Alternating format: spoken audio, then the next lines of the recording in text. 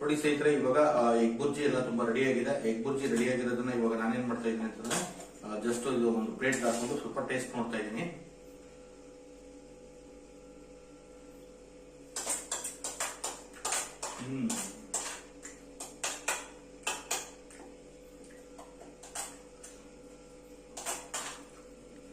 Salt ಎಲ್ಲ correct ಆಗಿದೆ ಸ್ನೇಹಿತರೆ. ಅದು ಒಂದೇ ಸ್ಪೂನ್ ಗೊತ್ತಾಗಲ್ಲ, ಇನ್ನೊಂದು 2 ಸ್ಪೂನ್ ತಿಂದ್ರೆ ನೀಟಾಗಿ ಟೇಸ್ಟ್ ಗೊತ್ತಾಗುತ್ತೆ.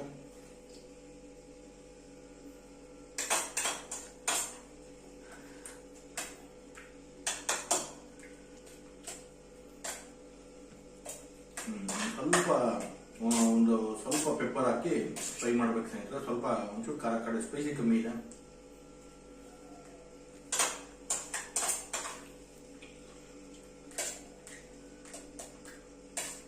ಓಕೆ ಸ್ನೇಹಿತರೆ, ಇಷ್ಟೇ ನಾನು ಈ ವಿಡಿಯೋ ಮುಗಿಸ್ತಾ ಇದ್ದೀನಿ. ನೆಕ್ಸ್ಟ್ ವಿಡಿಯೋದಲ್ಲಿ ಮೀಟ್ ಆಗ್ತೀನಿ. ಮತ್ತೆ ಇನ್ನೊಂದೇನಪ್ಪ ಅಂತಂದ್ರೆ, ಯಾರೆಲ್ಲ ಹೊಸಬ್ರು ನನ್ನ ಯೂಟ್ಯೂಬ್ ಚಾನಲ್ ವಿಡಿಯೋಗಳನ್ನ ನೋಡ್ತಾ ಇದ್ದೀರಾ, ನೀವೇನಾದ್ರು ಸಬ್ಸ್ಕ್ರೈಬ್ ಮಾಡಿಲ್ಲ ಅಂದ್ರೆ ಸಬ್ಸ್ಕ್ರೈಬ್ ಮಾಡಿ, ಬೆಲ್ ಬಟನ್ ಪ್ರೆಸ್ ಮಾಡಿ, ಲೈಕ್ ಮಾಡಿ, ಶೇರ್ ಮಾಡಿ, ಕಮೆಂಟ್ ಮಾಡಿ. ಆಲ್ರೆಡಿ ನನ್ನ ಒಂದು ಯೂಟ್ಯೂಬ್ ಚಾನಲ್ ವಿಡಿಯೋಗಳನ್ನ ನೋಡಿ ಸಬ್ಸ್ಕ್ರೈಬ್ ಮಾಡಿರೋರು ಬೆಲ್ ಬಟನ್ ಪ್ರೆಸ್ ಮಾಡಿ, ಲೈಕ್ ಮಾಡಿ, ಶೇರ್ ಮಾಡಿ, ಕಮೆಂಟ್ ಮಾಡಿ. ಮತ್ತೆ ನಿಮ್ಮ ಫ್ರೀ ಟೈಮ್ ನಲ್ಲಿ ವಿಡಿಯೋಗಳನ್ನ ನೋಡಿ. ಮತ್ತೆ ಇನ್ನೊಂದೇನಪ್ಪ ಅಂತಂದ್ರೆ ಸ್ನೇಹಿತರೆ, ನನ್ನ ಯೂಟ್ಯೂಬ್ ಚಾನಲ್ ವಿಡಿಯೋಗಳನ್ನ ಯಾರು ನೋಡ್ತಾ ಇದ್ರಾ, ಯಾರು ನನ್ನ ಒಂದು ಯೂಟ್ಯೂಬ್ ಚಾನಲ್ ಸಬ್ಸ್ಕ್ರೈಬ್ ಮಾಡ್ತಾ ಇದ್ದೀರಾ, ಲೈಕ್ ಮಾಡ್ತಾ ಇದ್ದೀರಾ, ನಿಮ್ಮೆಲ್ಲರಿಗೂ ನಮ್ಮ ಕಡೆಯಿಂದ ಒಂದು ಧನ್ಯವಾದಗಳನ್ನ ತಿಳಿಸ್ತಾ ಇದ್ದೀನಿ.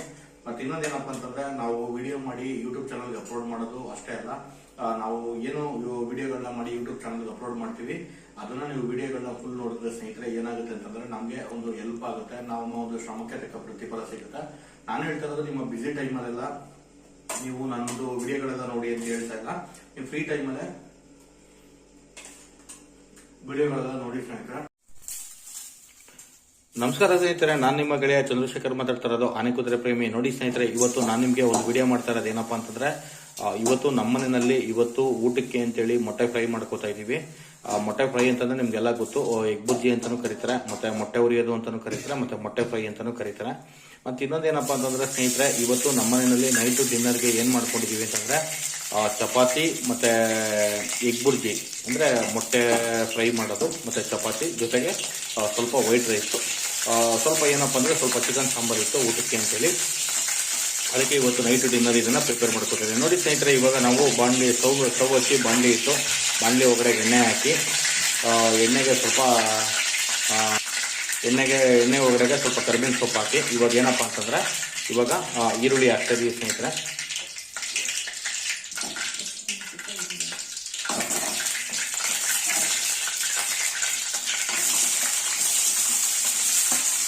ಈರುಳ್ಳಿ ಎಲ್ಲ ನೀಟಾಗಿ ಕಟ್ ಮಾಡ್ಕೊಂಡಿದ್ದೀವಿ ಸ್ನೇಹಿತರೆ. ಈರುಳ್ಳಿ ಮತ್ತೆ ಹಸಿಮೆಣಸಿನಕಾಯಿ ಎರಡೂ ಹಾಕ್ತಾ ಇದೀವಿ. ಇವಾಗ ಮೊಟ್ಟೆ ಫ್ರೈ ಮಾಡ್ಲಿಕ್ಕೆ ಸಾಮಾನ್ಯವಾಗಿ ಹೇಳ್ಬೇಕು ಅಂತಂದ್ರೆ ಈರುಳ್ಳಿ, ಹಸಿಮೆಣಸಿನಕಾಯಿ, ಕೊತ್ತಂಬರಿ ಸೊಪ್ಪು, ಮತ್ತೆ ಇನ್ನೊಂದೇನಪ್ಪಾ ಅಂದ್ರೆ ಮೊಟ್ಟೆ, ಸಣ್ಣ ಪುಟ್ಟ ಐಟಮ್ಗಳು ಬೇಕಾಗುತ್ತೆ. ಅದು ಏನೇನು ಬೇಕು ಅಂತ ನಾನು ಈ ವಿಡಿಯೋದಲ್ಲೇ ತಿಳಿಸ್ಕೊಡ್ತೀನಿ ನಿಮಗೆ.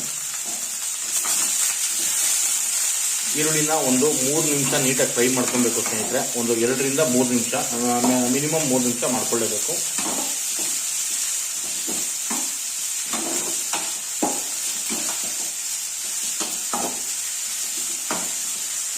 ಈ ಒಂದು ಮೊಟ್ಟೆ ಉರಿಯೋದು ಸ್ನೇಹಿತರೆ, ಮೊಟ್ಟೆ ಫ್ರೈ ಮತ್ತೆ ಎಗ್ ಬುರ್ಜಿ ಅಂತ ಏನ್ ಕರಿತೀವಿ ನಾವು ಇದನ್ನ ನೀವು ಏನಪ್ಪಾ ಅಂತಂದ್ರೆ ನಾನಾ ತರ ಐಟಮ್ಗಳಿಗೆ ಯೂಸ್ ಮಾಡಬಹುದು. ವೈಟ್ ರೈಸ್ ಜೊತೆ ತಿನ್ಬೋದು, ಚೆನ್ನಾಗಿರುತ್ತೆ. ಚಪಾತಿ ಜೊತೆ ತಿನ್ಬೋದು, ಚೆನ್ನಾಗಿರುತ್ತೆ. ಮತ್ತೆ ಅನ್ನ ಮತ್ತೆ ರಸಮು ಅಥವಾ ಅನ್ನ ಸಾಂಬಾರಿಗೆ ಸ್ವಲ್ಪ ನೆಂಚ್ಕೊಂಡು ತಿನ್ಬೋದು, ಚೆನ್ನಾಗಿರುತ್ತೆ. ಈ ಒಂದು ವೆರೈಟಿ ಐಟಮ್ ಇದನ್ನ ಏನಪ್ಪಾ ಅಂತಂದ್ರೆ ಸಾಮಾನ್ಯವಾಗಿ ಹೇಳ್ಬೇಕು ಅಂತಂದ್ರೆ ನಾನು ವೀಕ್ಲಿ 2 ಟೈಮ್ಸ್ ಮಾಡ್ತೀನಿ ಇದನ್ನ, ಎಗ್ ಬುರ್ಜಿ ಅಂತೇಳಿ. ಊಟಕ್ಕೆ ಏನಾದ್ರು ಸ್ವಲ್ಪ ನೆಂಚ್ಕೊಳಕ್ ಬೇಕು ಅಂತಂದ್ರೆ ಎಗ್ ಬುರ್ಜಿ ಮಾಡ್ತೀನಿ.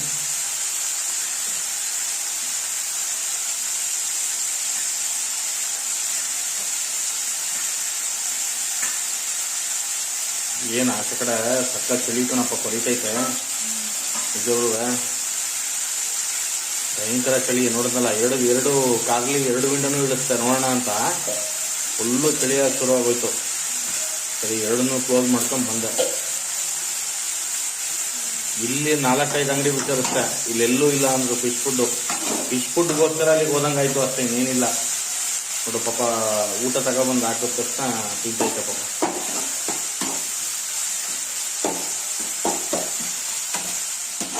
ನಮ್ಮಂಗೆ ಅಲ್ವಾ ಅವು, ನಾವು ಹೊಟ್ಟೆ ಎಷ್ಟಾಗ ಸಡನ್ ಆಗಿ ತಿನ್ಬೇಕು ಅಂತೀವಿ. ಅದಕ್ಕೆ ಮೊನ್ನೆ ನೈಟಿಂದ ಊಟ ಇಲ್ಲ. ಮೊನ್ನೆ ನೈಟು, ನಿನ್ನೆ ಬೆಳಗ್ಗೆ, ನಿನ್ನೆ ರಾತ್ರಿ, ಇವತ್ತು ಬೆಳಿಗ್ಗೆ ಇಲ್ಲ.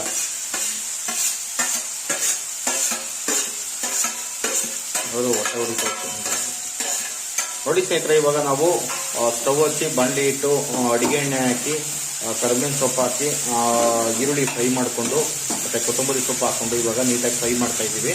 ಸ್ವಲ್ಪ ಈರುಳ್ಳಿ ಕಲರ್ ಬರಬೇಕು ಸ್ನೇಹಿತರೆ.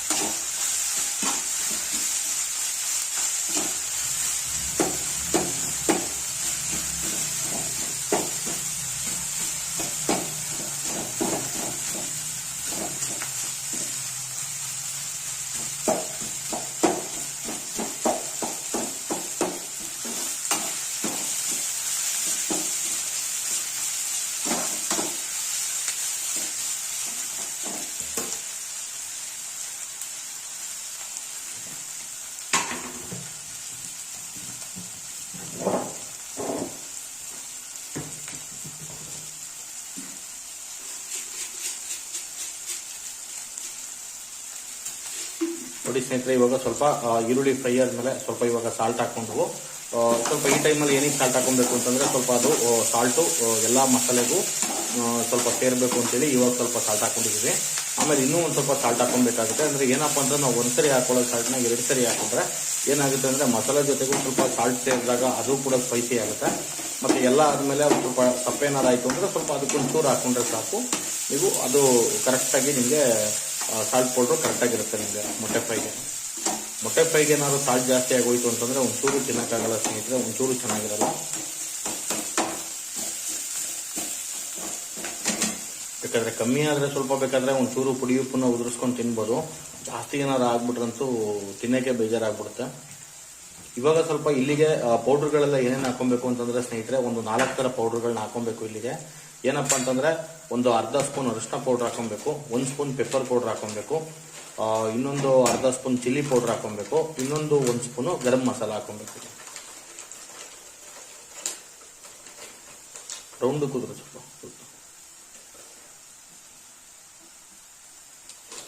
ನೋಡಿ. ಇವಾಗ ಹಾಕೊಂಡಿದ್ದು ಚಿಲ್ಲಿ ಪೌಡ್ರು. ಮೆಣಸು ಪೌಡ್ರು ಬೇಕು ಅಂತಂದ್ರೆ ನಿಮಗೆ 1 ಸ್ಪೂನ್ ಹಾಕೋಬಹುದು ಅಥವಾ 2 ಸ್ಪೂನ್ ಹಾಕೊಬಹುದು. ಮೆಣಸು ಪೌಡರ್ ಜಾಸ್ತಿ ಹಾಕೊಂಡಷ್ಟು ಇದು ಸ್ಪೈಸಿಯಾಗಿ ತುಂಬಾ ಚೆನ್ನಾಗಿರುತ್ತೆ.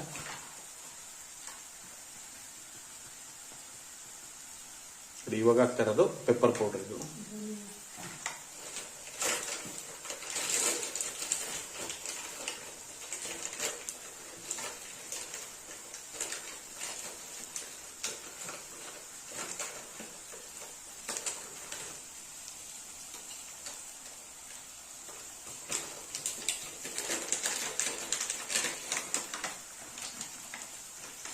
ನಿಮ್ಮ ಮನೆಯಲ್ಲಿ ಏನಾದರೂ ಸ್ವಲ್ಪ ಮಟನ್ ಸಾಂಬಾರ್ ಖಾರದ ಪುಡಿ ಏನಾದ್ರು ಇತ್ತು ಅಂತಂದ್ರೆ ನೀವು ಅದನ್ನು ಬೇಕಾದ್ರೆ ಒಂದು ಅರ್ಧ ಸ್ಪೂನ್ ಹಾಕೊಬಹುದು ಸ್ನೇಹಿತರೆ. ಏನಪ್ಪಾ ಅಂತಂದ್ರೆ ನೀವು ಒಂದು ಮೊಟ್ಟೆನ ಎಷ್ಟು ಮಾಡ್ಕೋತೀರಾ ಅದ್ರ ಮೇಲೆ ನೀವು ಮಸಾಲೆ ಹಾಕೊಬೇಕಾಗುತ್ತೆ. ಒಂದು 5 ಮೊಟ್ಟೆಗೆ ಏನಾರ ಮಾಡ್ಕೋತಾ ಇದ್ರೆ ನೀವು ಎಲ್ಲ ಅರ್ಧ ಸ್ಪೂನ್ ಹಾಕೊಂಡ್ರೆ ಸಾಕಾಗುತ್ತೆ.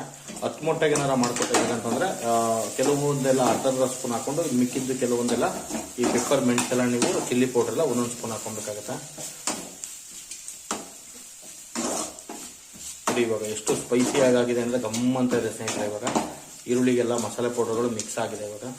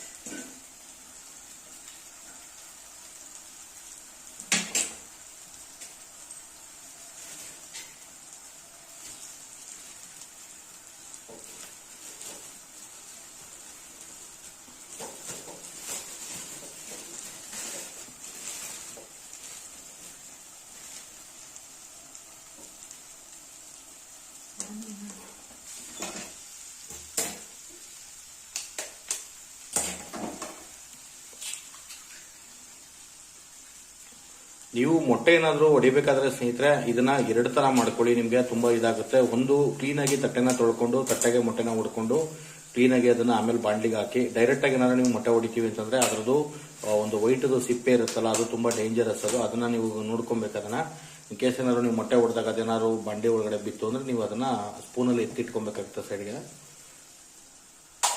ನೀವೇನಪ್ಪ ಅಂತಂದ್ರೆ ಒಂದು ಬೌಲ್ಗೆ ಅಥವಾ ಒಂದು ತಟ್ಟೆಗೆ ನೀವು ಮೊಟ್ಟೆನ ಹೊಡ್ಕೊಂಡು ಆಮೇಲೆ ಹಾಕೋದು ಒಳ್ಳೇದು ಅಂತ ಹೇಳ್ತೀನಿ ನಾನು.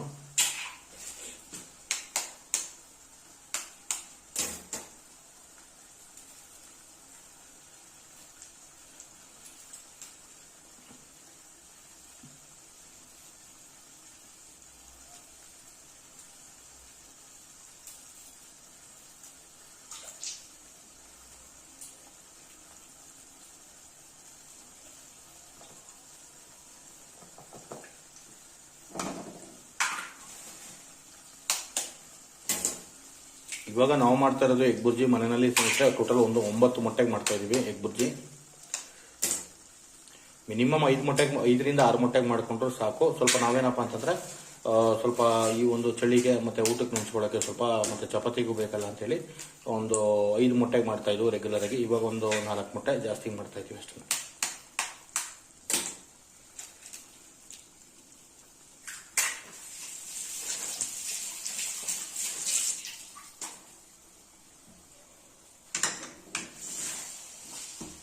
ಇವಾಗ ನಿಮಗೆ ಮಿನಿಮಮ್ ಇದು ಒಂದು 8ರಿಂದ 10 ನಿಮಿಷ ನೀಟಾಗಿ ನೀವು ಇದನ್ನ ಮಿಕ್ಸ್ ಮಾಡ್ಕೊಂಡು ಫ್ರೈ ಮಾಡಬೇಕಾಗುತ್ತೆ ಸ್ನೇಹಿತರೆ. ಇದು ಒಂದು 10 ನಿಮಿಷ ಟೈಮ್ ತಗೊಳುತ್ತೆ ನಿಮಗೆ.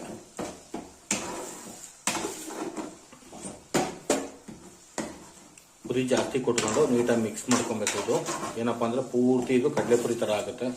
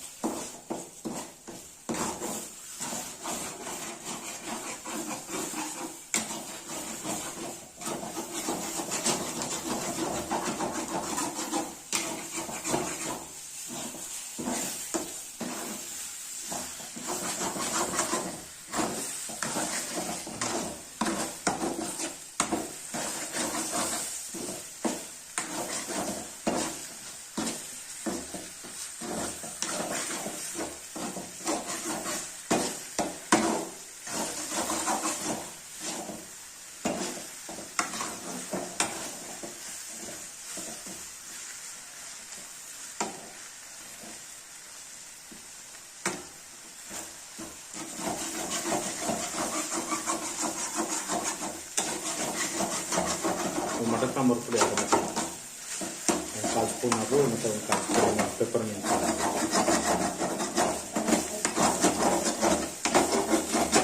ಮಟನ್ ಸಾಂಬಾರು ಪುಡಿ ಹಾಕಬೇಕು, ಚೆನ್ನಾಗಿರುತ್ತೆ.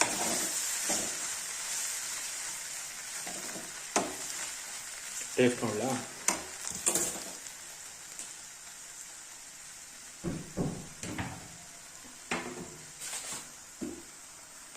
ನೋಡಿ ಸ್ನೇಹಿತರೆ, ಮೊಟ್ಟೆ ಇವಾಗ ಒಂದು 75% ರೆಡಿ ಇದೆ. ಇವಾಗ ಏನಪ್ಪಾ ಅಂತಂದ್ರೆ ಮೊಟ್ಟೆ ಉರಿತಾನೆ ಬಾಯಲ್ಲಿ ನೀರು ಬರುತ್ತೆ ಸ್ನೇಹಿತರೆ. ಯಾಕೆ ಅಂತಂದ್ರೆ ಇದು ಸಾಮಾನ್ಯವಾಗಿ ಎಲ್ಲರೂ ಮನೆಯಲ್ಲೂ ಮಾಡ್ತಾರೆ, ಎಲ್ಲರೂ ಮಾಡಿದ್ದೀರಾ.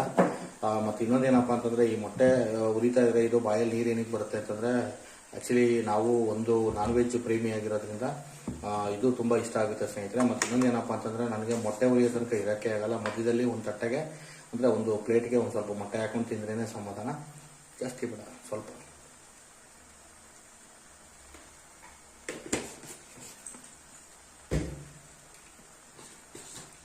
ಟೇಸ್ಟ್ ನೋಡಬೇಕಾಗಿತ್ತು. ಸಾಲ್ಟ್ ಮಾತ್ರ ನೋಡ್ಕೊಂಡು ಹಾಕೊಳ್ಳಿ ಸ್ನೇಹಿತರೆ. ಯಾಕೆಂತಂದ್ರೆ ಫಸ್ಟ್ ಟೈಮ್ ಒಂದ್ಸರಿ ಹಾಕಿರ್ತಾರೆ, ಅದು ಮಸಾಲೆಗೆ ಮಿಕ್ಸ್ ಆಗಿರುತ್ತೆ. ನೀವು 2ನೇ ಸರಿ ಹಾಕೊಬೇಕು ಅಂದ್ರೆ ಒಂದು ಸ್ವಲ್ಪ ನೋಡಿ ಹಾಕೊಬೇಕು. ಯಾಕಂದ್ರೆ ಸಾಲ್ಟ್ ಹಾಕ್ಬಿಟ್ರೆ ಸ್ವಲ್ಪ ಬಹಳ ಹಿಂಸೆ ಆಗುತ್ತೆ. ನೀವು ಸಾಲ್ಟ್ ಹಾಕ್ಬಿಟ್ರೆ ಏನಪ್ಪಾ ಅಂತಂದ್ರೆ ಮನೆಯಲ್ಲಿ ಏನಾದ್ರು ಮೊಟ್ಟೆ ಏನಾರು ಇತ್ತು ಅಂತಂದ್ರೆ ಬಚಾವು. ಅದಕ್ಕೆ ಇನ್ನೊಂದು 5 ಮೊಟ್ಟೆ ಹಾಕೊಂಡು ಸ್ವಲ್ಪ ಈರುಳ್ಳಿ ಹಾಕೊಂಡು ಅದನ್ನ ನೀಟಾಗಿ ಕ್ಲೀನಾಗಿ ರೆಡಿ ಮಾಡ್ಕೋಬಹುದು. ಇಲ್ಲ ಅಂದ್ರೆ ಹೇಗಿದೆ ಹಾಗೆ ತಿನ್ಬೇಕಾಗುತ್ತೆ.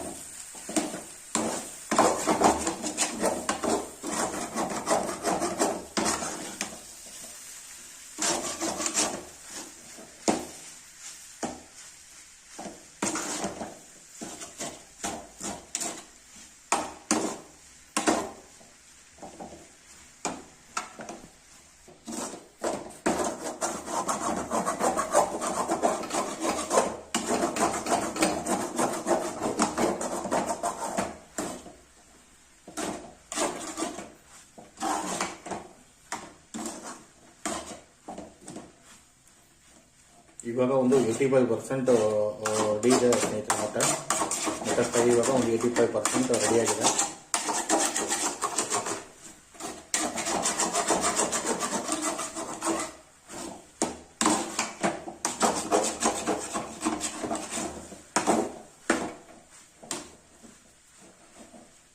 ಈ ಬಾಣಲಿನಲ್ಲಿ 10 ಮೊಟ್ಟೆಗೆ ಉರಿಬೋದಲ್ವಾ?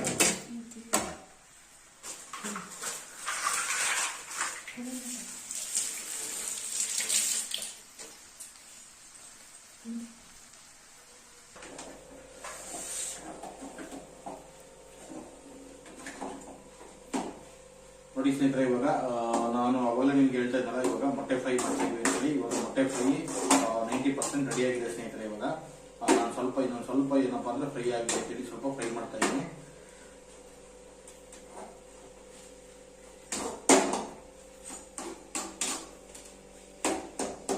ನೀವು ಇದನ್ನ ಮಾಡ್ಕೊಳ್ಳಿ ಸ್ನೇಹಿತರೆ. ಏನಪ್ಪಾ ಅಂತಂದ್ರೆ ಫ್ಯಾಮಿಲಿ ಆದ್ರೆ ಮನೆಯಲ್ಲಿ ಮಾಡ್ಕೊಬಹುದು, ಬ್ಯಾಚುಲರ್ಸ್ ಆದ್ರೆ ರೂಮಲ್ಲಿ ಮಾಡ್ಕೊಬಹುದು. ಸ್ವಲ್ಪ ಇವಾಗ ಚಳಿ ಇರೋದ್ರಿಂದ ಇವಾಗ ಏನಪ್ಪಾ ಅಂತಂದ್ರೆ ನಿಮಗೆ ಊಟಕ್ಕೆ ಇವಾಗ ನೆಂಚ್ಕೊಳ್ಳೋದು ಬೇಕಾಗುತ್ತೆ.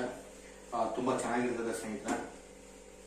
ಸಾಮಾನ್ಯವಾಗಿ ಹೇಳ್ಬೇಕು ಅಂತಂದ್ರೆ ಈ ಒಂದು ನಾವು ಒಂದು ಮೊಟ್ಟೆ ಫ್ರೈ ಅಂತ ಏನ್ ಹೇಳ್ತೀವಿ, ಎಗ್ ಬುರ್ಜಿ ಅಂತ ಏನ್ ಹೇಳ್ತೀವಿ, ಇದರಲ್ಲಿ ನಾವು ವೈಟ್ ರೈಸ್ ಊಟ ಮಾಡ್ಕೊಂಡ್ಬಿಡ್ತೀವಿ. ತುಂಬಾ ಚೆನ್ನಾಗಿರ್ತದೆ ಸ್ನೇಹಿತರೆ.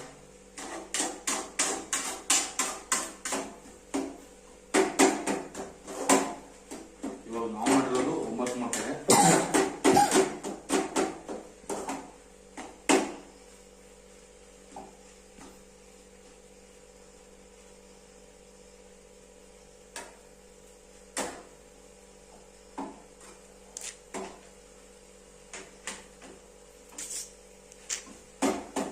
ಇವಾಗ ನೋಡಿ ಸ್ನೇಹಿತರೆ, ಇವಾಗ ಮೊಟ್ಟೆ ಫುಲ್ ಕಂಪ್ಲೀಟ್ ಆಗಿ ರೆಡಿ ಆಗಿದೆ. ಇವಾಗ ನಾನು ಒಂದು ಸಣ್ಣ ಪ್ಲೇಟ್ ಹಾಕೊಂಡು ಇದನ್ನ ನಾನು ಟೇಸ್ಟ್ ಮಾಡ್ತೀನಿ. ಇವಾಗ ಆ ಟೇಸ್ಟ್ ಮಾಡೋದನ್ನು ಕೂಡ ನಾನು ಇವಾಗ ನಿಮ್ಗೆ ಈ ವಿಡಿಯೋದಲ್ಲಿ ತೋರಿಸ್ಕೊಡ್ತೀನಿ ಸ್ನೇಹಿತರೆ.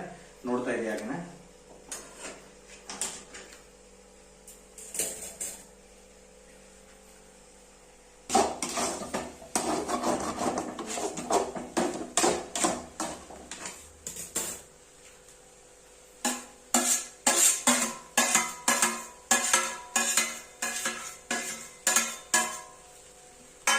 ಲಾಸ್ಟ್ ಅಲ್ಲಿ ಏನಪ್ಪಾ ಅಂತಂದ್ರೆ ಮೊಟ್ಟೆ ಎಲ್ಲ ನೀಟಾಗಿ ರೆಡಿ ಆದ್ಮೇಲೆ ಸ್ನೇಹಿತರೆ, ಲಾಸ್ಟ್ ಅಲ್ಲಿ ನೀವು ಕೊತ್ತಂಬರಿ ಸೊಪ್ಪನ್ನ ಏನ್ ಕಟ್ ಮಾಡ್ಕೊಂಡಿರ್ತೀರ ಅದನ್ನ ನೀವು ಅಲ್ಲಿಗೆ ಮಿಕ್ಸ್ ಮಾಡಬೇಕಾಗುತ್ತೆ. ಕೊತ್ತಂಬರಿ ಸೊಪ್ಪನ್ನ ನೀವು ಜಾಸ್ತಿ ಏನು ಫ್ರೈ ಮಾಡೋಂಗಿಲ್ಲ, ಜಸ್ಟ್ ನೀವು ಮಿಕ್ಸ್ ಮಾಡಿ ಒಂದ್ 2-3 ರೌಂಡ್ ತಿರುಗಿಸಿದ್ರೆ ಸಾಕು. ನಿಮಗೆ ಒಂದು ಕೊತ್ತಂಬರಿ ಸೊಪ್ಪು ಏನಪ್ಪಾ ಅಂತಂದ್ರೆ ತುಂಬಾ ಒಂಥರ ಸ್ಪೈಸಿಯಾಗಿ ತುಂಬಾ ಚೆನ್ನಾಗಿರುತ್ತೆ ಸ್ನೇಹಿತರೆ.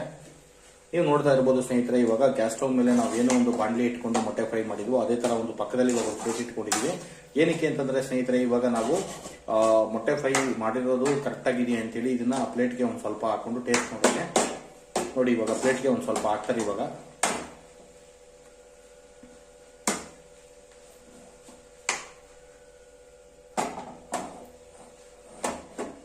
ಹಾಕಪ್ಪ, ಇನ್ನು ಸ್ವಲ್ಪ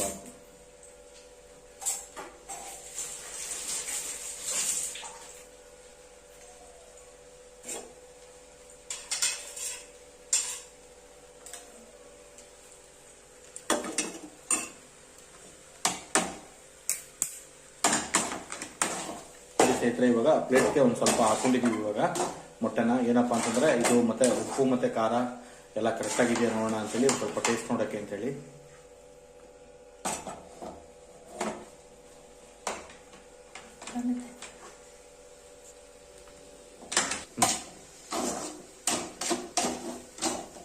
ನೋಡಿ ಸ್ನೇಹಿತರೆ, ಇವಾಗ ಮೊಟ್ಟೆ ಫ್ರೈ ಎಲ್ಲ 100ಗೆ 100% ಕೂಡ ರೆಡಿ ಆಗಿದೆ. ಇವಾಗ ಏನಪ್ಪಾ ಅಂತಂದ್ರೆ ಸ್ಟವ್ ಆಫ್ ಮಾಡ್ತಾ ಇದೀವಿ. ಇವಾಗ ಸ್ಟವ್ನ ಆಫ್ ಮಾಡಿ ಏನಪ್ಪಾ ಅಂತಂದ್ರೆ ಒಂದು 5ರಿಂದ 10 ನಿಮಿಷ ನಾವು ಅದನ್ನ ಹಂಗೆ ಇಡಬೇಕಾಗುತ್ತೆ. ಏನಕ್ಕೆ ಅಂತಂದ್ರೆ ಇವಾಗ ಚಪಾತಿ ಎಲ್ಲ ಒತ್ತಿಟ್ಕೊಂಡಿದೀವಿ, ಅದನ್ನ ನಾವು ಕಲ್ ಮೇಲೆ ಬೇಯಿಸ್ಕೊಬೇಕು. ಚಪಾತಿ ಎಲ್ಲ ಕಲ್ ಮೇಲೆ ಬೇಯಿಸ್ಕೋದು ಅಂತಂದ್ರೆ ರೈಸ್ ಕೂಡ ರೆಡಿ ಇದೆ. ಅಲ್ಲಿಗೆ ನಾವು ಊಟ ಮಾಡ್ಲಿಕ್ಕೆ ರೆಡಿ ಆಗ್ಬೋದು.